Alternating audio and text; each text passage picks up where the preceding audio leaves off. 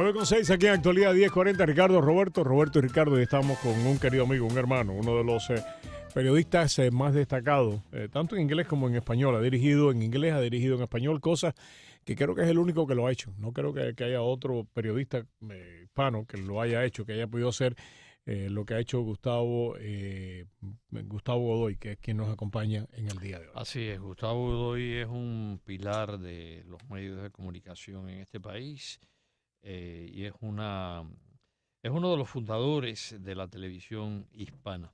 No sería Telemundo, no sería Univisión lo que son hoy en día sin el paso por allí de Gustavo Godoy. Eso lo sabe todo el que ha trabajado en estos medios a lo largo de los años. Pero se debe gracias a personas como ustedes que son profesionales, y yo tuve la suerte, porque fue una suerte de poder trabajar con ustedes. Yo empecé con televisión en inglés en Nueva York, y un día me dio porque mi idioma es el español, mi gente son cubanos, dominicanos, venezolanos, uruguayos, en fin, ¿no? Y dije, bueno, ¿por qué nosotros no vamos a tener la misma calidad de información que tienen los americanos? Y creo que lo logramos gracias al éxito y a la dedicación que lo tenían todos estos muchachos y estas muchachas que se lanzaron en una piscina con poca agua,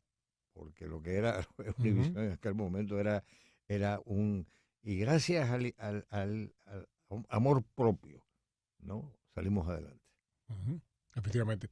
Entremos de lleno en la política. Alabama tiene elecciones, una ya hace solamente unas horas. 12, pero la principal acusadora del señor Moore acaba de salir a hablar por primera vez, él lo ha hecho.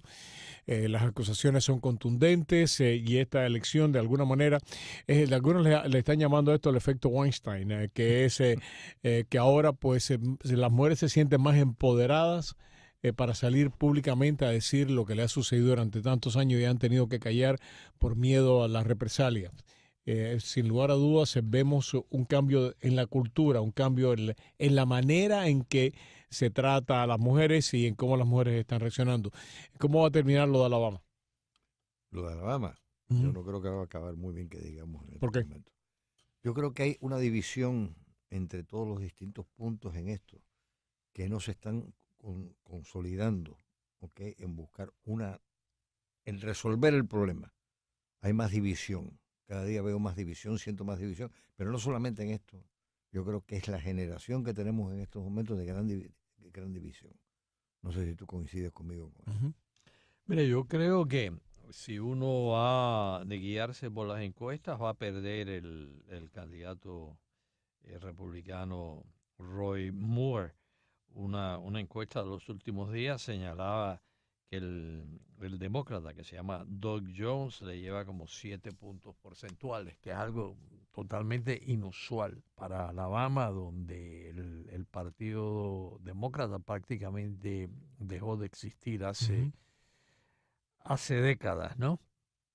Y eso pudiera complicarle la situación a los republicanos en el Senado. Los senados tienen una mayoría muy reducida en el Senado, 52 senadores republicanos, 48 demócratas y un par de independientes que votan junto a los demócratas. Perderían un voto, se reduciría eso a 51-49 y eso pudiera poner en peligro la agenda republicana. Pero el líder de la mayoría republicana, Mitch McConnell, ha roto totalmente con este señor Roy Moore, el candidato republicano en las elecciones del 12 de diciembre, por todas estas acusaciones que le han hecho mujeres que alegan que cuando eran jóvenes, incluso una que tenía 14 años, creo que la iban a entrevistar hoy en el La programa están de entrevistando. Meghan, que ya la entrevistaron en el programa de Meghan Kelly en NBC. Y yo creo que está hundida la candidatura de ese señor. Eso es lo que yo creo que va a pasar, que va a ganar el candidato demócrata en esas elecciones especiales, que son elecciones especiales debido a que se produjo un vacío, una vacante en el escaño senatorial porque Jeff Sessions aceptó su cargo como fiscal general en el gobierno del presidente Obama. Ujú. Ahora San Cintillo está saliendo de que la Casa Blanca se ha pronunciado al respecto. Dice que ellos necesitan el voto del señor Moore en el Senado para poder pasar la reforma tributaria. Y esto pues es nada, una raya más para el tigre. Aparentemente se quedan sin Moore y todo parece indicar que esta reforma tributaria puede terminar teniendo problemas Pero en el Senado. eso es raro porque mira, según han dicho en la Casa Blanca y ha dicho el liderazgo senatorial republicano, esperaban que iba a ser aprobada la reforma tributaria antes de Navidad. Las elecciones son el 12. Y no es que el escaño esté totalmente vacío. El gobernador de Alabama en su momento designó a Luther Savage, que es el senador interino. O sea que tienen el voto de ese senador interino. Y si es antes de las Navidades, yo no sé cuándo es que asumiría este señor, ¿no? Ujú. Bueno, Hay una gran división política en a lo este mejor sí momento. asume, si las elecciones son el 12, a lo mejor sí asume el 13 o el 14, únicamente que sea así, ¿no? Ujú. Pero ustedes no han notado que hay un vacío muy grande en la política actual que estamos viendo en estos momentos, una división muy grande dentro de los propios partidos, tanto el republicano como el demócrata en estos momentos. Y yo creo que eso está creando un camino negativo para el votante, que no sabe por quién votar o por qué votar. Creo que hay una abulia total y completamente de participación del votante que no está participando. Ricardo. Mira, yo no te sé qué decir, Gustavo. Tienes razón y a la vez no es necesariamente alarmante lo que tú dices, ¿no? A mí me gusta mucho leer sobre historia, ¿no? Sobre todo historia de Estados Unidos.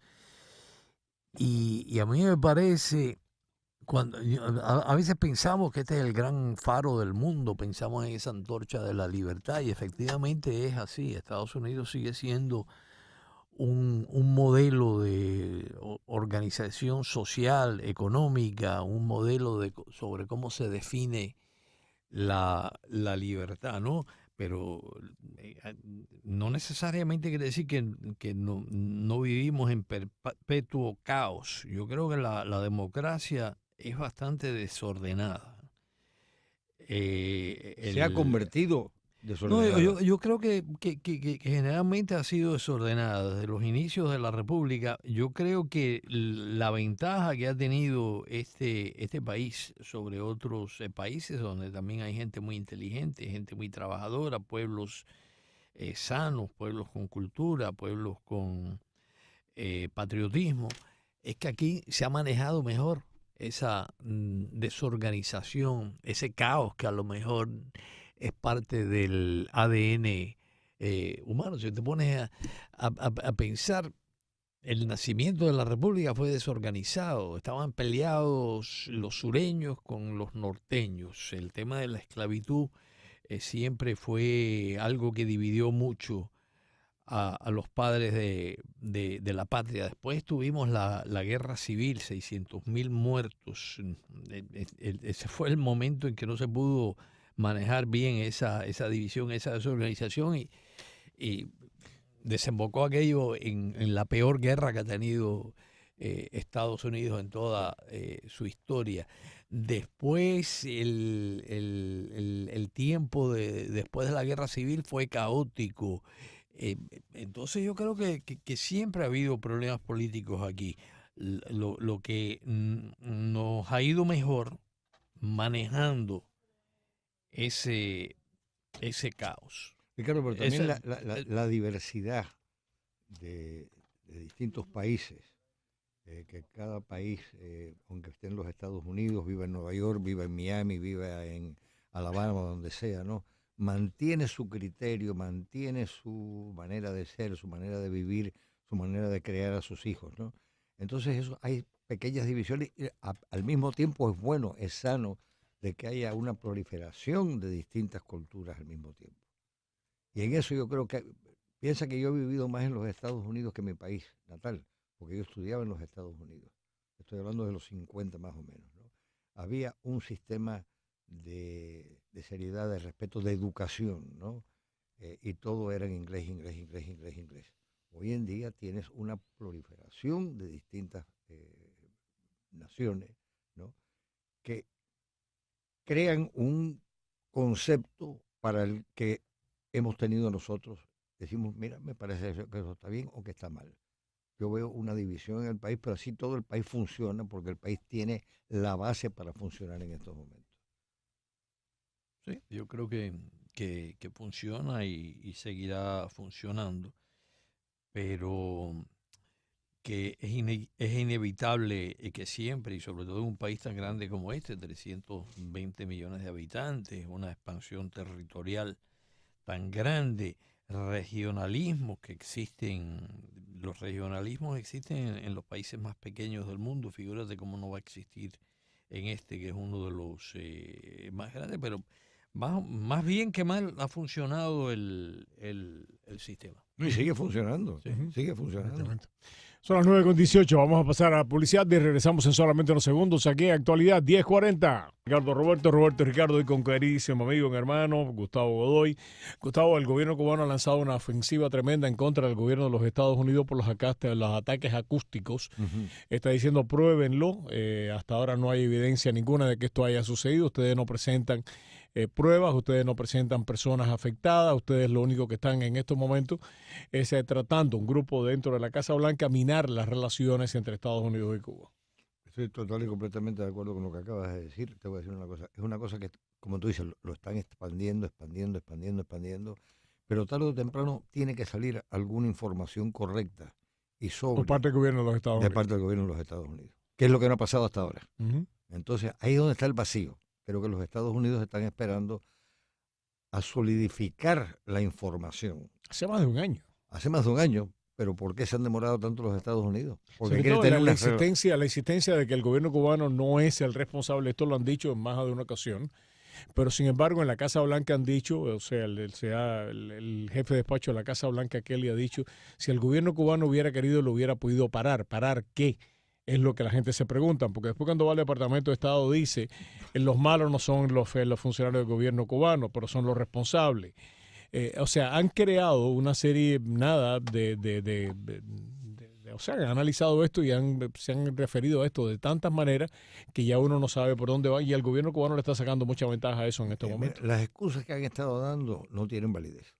Hasta este momento no tienen validez. El gobierno de Estados Unidos y el gobierno de Cuba. El de Cuba. Uh-huh. No tiene validez. Están tratando de buscar una salida que sea que la gente lo crea. Pero es que no tiene validez, no es que no han presentado pruebas. No han presentado pruebas tampoco. No presentar pruebas, no tiene. Ahí está el vacío, ahí está el vacío. Mira, yo sí creo que ocurrieron los ataques acústicos, yo sí estoy convencido que eso no puede ocurrir sin al menos el ¿Y por qué no presentan las pruebas, Ricardo? Bueno, ¿y por qué? ¿Qué pruebas tienen que presentar si no han determinado cómo se hicieron? Mira, uno de los personajes que verdaderamente no es conocido por la opinión pública, pero que es conocido en las altas esferas del Pentágono, en los ministerios de defensa de los países de la OTAN, y es uno de los personajes clave en Rusia, es el general Valery Gerasimov. Valery Gerasimov es un general, se especializó, fue ascendiendo en los rangos del Ejército Rojo como especialista en guerra de tanques, ¿no? Tank warfare. Pero verdaderamente se convirtió en la máxima autoridad mundial en algo que en las escuelas militares del mundo, en los lugares donde se hace estrategia militar, se llama la guerra híbrida, hybrid war. Y contempla este tipo de ataque. En el Pentágono, aquí en Estados Unidos, en el Reino Unido, en el Ministerio de Defensa de Francia, vigilan mucho lo que dice este señor, que dice muy poco, habla muy poco, es un personaje oscuro, y contempla eso, la guerra híbrida, atacar al enemigo ya no con el concepto convencional de la guerra. Por ejemplo, ¿qué es el concepto convencional? La Primera Guerra Mundial empezó con fuertes ataques de artillería. La Segunda Guerra Mundial empezó con fuertes ataques de la aviación, que era la tecnología nueva para entonces. ¿Cuál sería la próxima guerra? Todas estas cosas de la guerra híbrida, dejar sordo al enemigo, acabar ataques cibernéticos.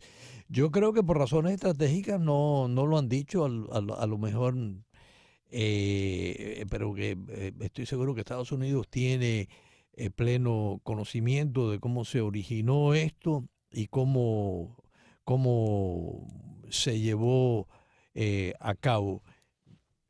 Pero- Yo como persona, mira, yo no le creo absolutamente nada al régimen castrista, nada.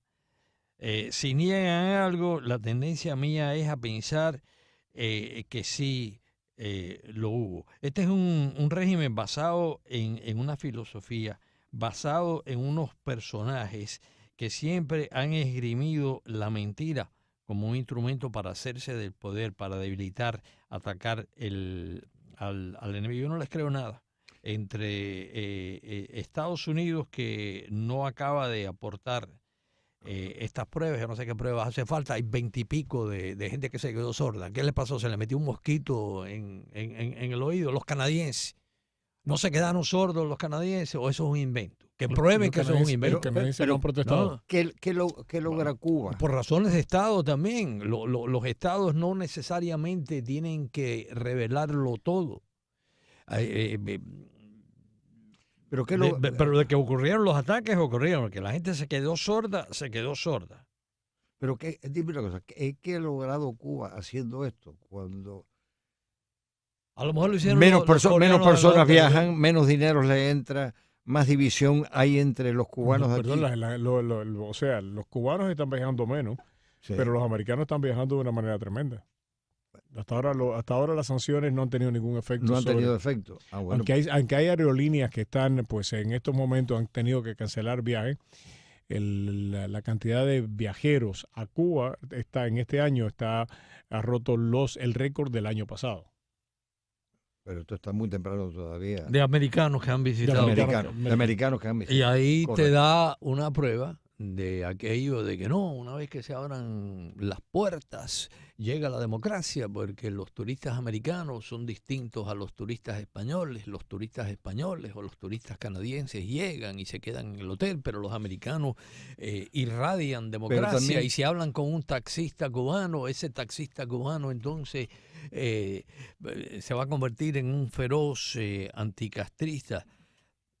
Y ahí te lo dice, mira, han llegado más americanos a Cuba desde la apertura del presidente Obama que jamás. Y mira, este fin de semana volvieron a arrestar damas de blanco. Correcto. Le prohíben la salida a muchos disidentes. Habían abierto las puertas y entonces los disidentes, bueno, ahora les están prohibiendo. Le prohíben el regreso a Cuba a muchísima gente. Yo creo que eso es prueba de que, se puede hacer un argumento de que un ser humano en un país libre como este debe tener el derecho a ir a donde le dé la gana. Se puede hacer, eso es un argumento respetable que podemos discrepar o estar de acuerdo, pero es una cosa lógica. Lo que no es lógico no obedece a ninguna experiencia que nos haya dado pruebas, es que si llegan turistas americanos, no, son distintos a los turistas mexicanos o a los turistas, yo no sé, italianos, que van muchos a Cuba, y que eso iba a producir cambios en lo esencial, que es la calidad de vida del cubano de a pie. A mí lo que más me preocupa y lo que debe preocupar a todo el mundo es la calidad de vida del cubano de a pie, la casa en que vive, la forma en que puede comer, alimentarse, cómo se transporta. Y yo no veo que haya mejorado en nada, y siguen, creo que ahora han prohibido los permisos de nuevos cuentaprotistas. ¿Cómo le dicen? Propistas. Pero ¿qué gana en estos momentos Cuba en que eventualmente menos personas viajen a la isla? Aunque, como tú dijiste, están yendo todavía muchos americanos, etcétera, etcétera. Pero eso va pasando. Están perdiendo terreno. ¿Por qué lo han hecho? No, yo no acabo de entender cuál ha sido. Es un mensaje de decir, nosotros estamos fuertes, estamos plantados aquí y los que mandamos somos nosotros. ¿Era necesario hacer esto o no? Para Cuba. No, es que la situación cubana es tan difícil de poder analizar desde acá, ¿no? Que sin lugar a dudas yo creo que tiene que ver con lo de Venezuela. Y una cosa que la que quería hablar con ustedes era precisamente la salida del edesma de Venezuela. ¿Qué conclusión ustedes sacan de esto, Gustavo? Bueno, yo creo que es una movida muy importante la que está sucediendo en ese sentido, ¿no? Uh-huh. Pero hablas de Venezuela. ¿Cuál es el problema que tiene Venezuela con Estados Unidos? ¿Cuál es el problema de Cuba con Venezuela? Es una misma unión, Uh-huh. que se han proliferado, Uh-huh. que tienen un control en América Latina muy, muy fuerte en estos momentos. Sin embargo, Cuba en estos momentos, por alguna información que hemos recibido, ¿no?, tiene un problema económico muy serio. Tiene unos jefes de gobierno que todavía no tienen esa imagen todavía. Raúl se va, viene el otro, viene el Díaz-Canel, vienen una serie de personas. Hay un cambio que no sé si Cuba hace esto, el de la cosa electrónica, para crear más división y así unificar el gobierno como ellos pensaban que lo tenían anteriormente, que ya no lo tienen igual. Y claro. Mira, yo creo que a mí no me sorprende lo que está ocurriendo en Venezuela. Me sorprende que le sorprenda a otra gente, sobre todo a líderes de la oposición venezolana, que son personas muy cultas, muy preparadas. Pero yo no sé si se leyeron los libros sobre lo que ocurrió en Rusia, lo que ocurrió en China con Mao, lo que ocurrió en la misma Cuba. El comunismo es una teoría fracasada, una teoría puesta en práctica fracasada, que lo único que ha producido donde quiera que se ha apoderado de un país es represión y hambre, necesidad, colas.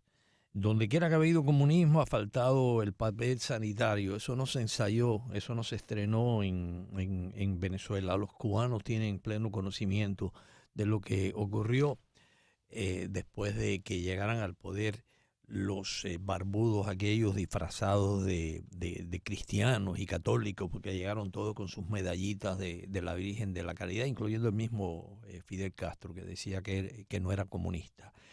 Y junto al paredón, junto al destierro, junto al presidio político, junto a la vigilancia de los chivatos, llegó la escasez, como la hubo en Rusia en todo el tiempo en que estuvo en el poder la gente de la hoz y el martillo, que ahora se disfrazan de otra cosa, pero siguen siendo los mismos. Entonces, había ya historia y había ya antecedentes, y parte de esos antecedentes de que, a pesar de que no pueden mejorar, repito, la calidad de vida del pueblo, son buenísimos en la represión.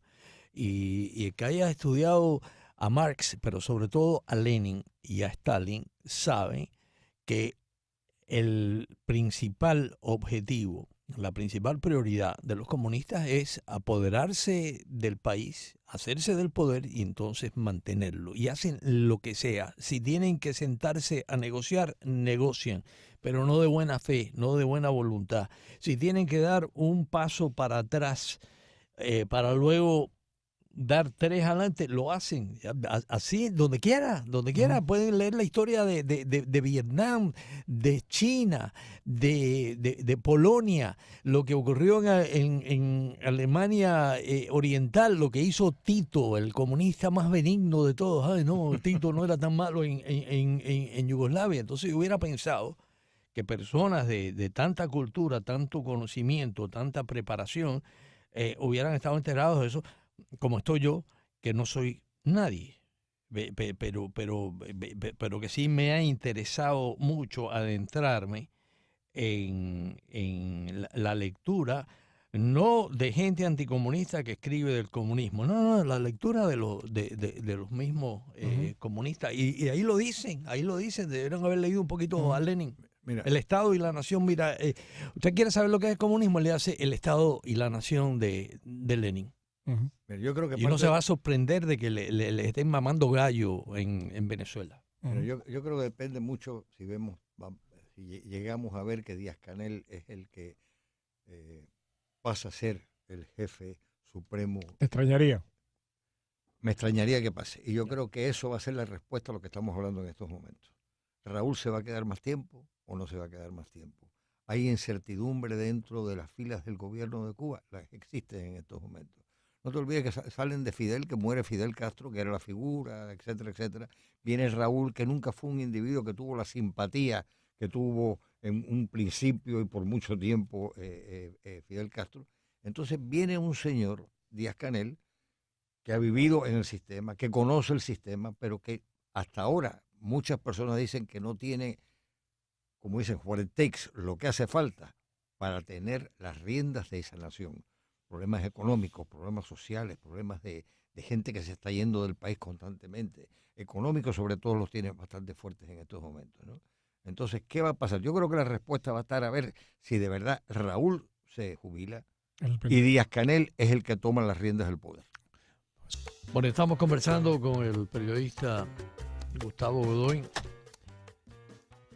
Y Gustavo, tú decías entonces que no crees que Díaz-Canel, el delfín, así ha sido denominado por algunos cubanólogos, el delfín.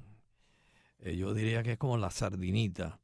Yo diría que más que preocuparse por el designado delfín, hay que preocuparse por el tiburón, que es el hijo de Raúl, Vamos Alejandro. de Fidel Yo creo para que ese es el que va a Raúl. mandar a Alejandro Castro Espín. Eso mucha gente dice que Alejandro Castro Espín es el hombre que va a tener el sartén por el mango. Sí, señor. Efectivamente.